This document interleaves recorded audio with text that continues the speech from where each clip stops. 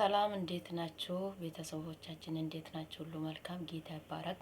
ሰላማችን ያበዛ ክርስቶስ ስሙ ይባረክ። ዛሬ ከመጽሐፍ ቅዱስ ውስጥ ወደ እናንተ ይዤ መጥቻለሁ። እዛ ላይ ደግሞ እኔ ላይ ጥያቄ የሆነብኝ ነገር አለ። ይሄን ጥያቄ በኮሜንት እናንተ እንደምትመልሱልኝ ተስፋ አረጋለሁ። እሱም ዘፍጥረት ምዕራፍ 3 ቁጥር 1 ላይ ሰው ልጅ የእግዚአብሔር ሕግ ማሰበር ይላል። ለዛውን እዛ ላይ ሰው ልጅ ውርቀቱ ነው የሚያሳየው። ምን ሆኖ ነው የወደቁት?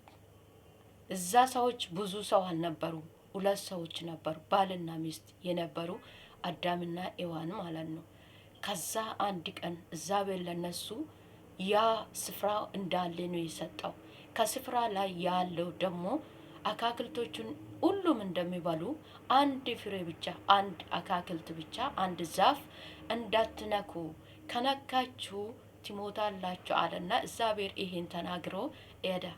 ግን እነሱ እግዚአብሔር እንዳለ የኖሩ ያለት አንድ ቀን ሰይጣን ወደ እነሱ ሄደ።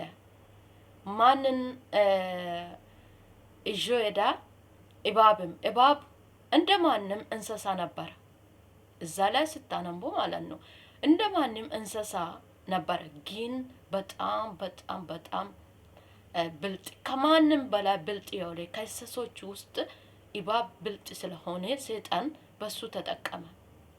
ከዛ በኋላ ወደ እነሱ ሄደና ልቡን ያያል። ደግሞ አንድ ነገር ሰው ከድክምነቱን ሰይጣንም ይፈልጋል፣ ይሄ ምድርም ይፈልጋል። ሰው ልጅ ከደከመው በድካሙ ነው የሚገባ። ለዛው ሄዶ በሷ ሹካላት።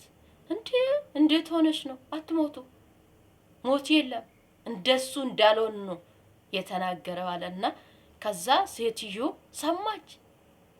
ከሰማችሁ በኋላ ወዴት ነው ሄደችው?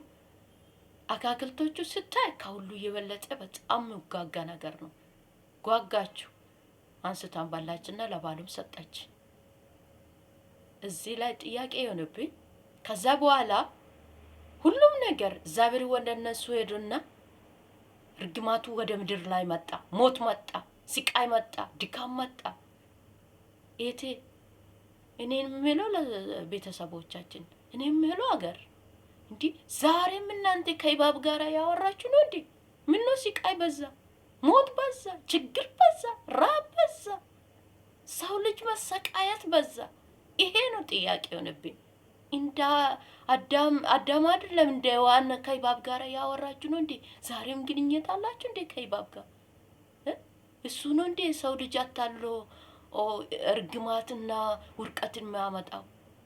እኔ ያሰብኩት በዚህ ሰዓት በቃ ሰዎች እንዳለ ከእባብ ጋር ያወሩ ነው እንዴ ያልኩ ጥያቄ ሆነብኝ። ይሄ ጥያቄ መልሱን መልሱልኝ በኮሜንት። ያወራችሁ ነው? ሲቃው ከትናንት የጨመረ ቀን በቀን ሞት፣ ስቃይ፣ ማከራተት፣ ራብ፣ ሰው ላይ መጨከን እንዳለ የበዛ መጣ። እንዴ ይሄ ነገርማ ከሰይጣን ጋራ ግንኙነት ያለው ከእባብ ጋራ ግንኙነት ያለ ያወሩ መሰለኝና ይሄን ጥያቄማ ቤተሰቦቻችን ካልጠየቁ ብዬ ወደ እናንተ መጣሁ። ይሄን መልስማ መልሱልኝ። ከእባብ ጋራ ካላወራን ችግሩ ከየት መጣ? እሱ ነው መጀመሪያም ችግር ምድር ላይ ያመጣው። ሰዎቹም በደና የተቀመጡ ከተቀመጡ ቦታ ያሳባረረው እባብ ነው። ለዛም ዛሬም ከሀገር ሰዶ ወንድሜ መንገድ ላይ እንደሚሞት የሚያረጉ በቃ ችግሩ እባብ ጋር ነው፣ እባብና ሰዎቹ ያወሩ ነው ብዬ እንደምደመደም ትንሽ ግራ ገባኝ። ለዛ እስቲ መልሱን ንገሩኝና ህዝቡን ከሱ ጋር ያወሩ ካልሆነ ችግር አይበዛም። ችግሩን ያመጣ እባብ ስለሆነ እባብ ደግሞ ከማን ጋር አውርቶ ችግር እዚህ ምድር ላይ እንደያመጣው እናንተም ታውቃላችሁ። ሰሞኑ ስለ ሰይጣን ስለ ምኑም ይሄ ሶሻል ሚዲያ ላይ የተመላለሰ ነው። አንድ ወንድሜ እኔና ሰይጣን ተስማምተ የኖረን ነው፣ ምን አገባችሁ እናንተ